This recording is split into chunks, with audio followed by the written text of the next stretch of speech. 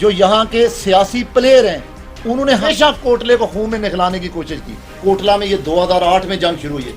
اس سے پہلے گجرات میں قتل کیا, 2008 کے بعد نگڑیال چوک میں قتل کیا. ہم نے پھر بھی صبر کیا. حملہ آور وہ ہوئے ہیں, وہ لوگوں کو مار پیٹ رہے ہیں, بازار میں پوزیشنیں انہوں نے لی ہیں.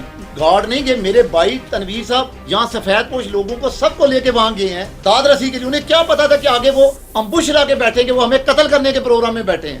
انہوں نے تو دیکھتے ساتھ ہم پہ فائرنگ کر دی ہے. میرا ملازم سب سے پہلے زخمی ہوا ہے, جو اس سے فائر بچے ہیں وہ ان کو لگے ہیں. میرے گارڈ, یہ میرے لوگوں نے تو وہ فائرنگ کی نہیں, جب فائرنگ تو ان پہ ہوئی ہے.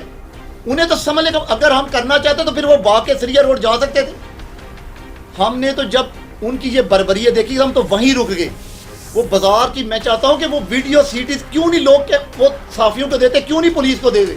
پولیس اب بھی انتھک کوشش کر رہی ہے اس وقوع کے اصل کردار تک جانے کے لیے, لیکن اگر مدعی نامزد نہیں کرتا تو مجھے یہ بتائیں کہ وہ پولیس وہ ایکشن کیسے کر سکتی ہے جس کی آپ ہم سب توقع رکھتے ہیں. علماء اکرام, صحافی یا سینئر صحافی حضرات, کسی بھی شعبے سے تعلق رکھنے والے کوئی وکلا آئیں, وہ اپنی مرضی کے مطابق میرے والد کی وراثت تقسیم کر کے جو حق ان کا بنتا ہے انہیں دے دیں, اور جس طریقے سے وہ دانشور, وہ عالم, وہ وکلا, وہ صحافی فیصلہ کریں, میں ان کے مطابق ہی کرنے کے لیے تیار ہوں.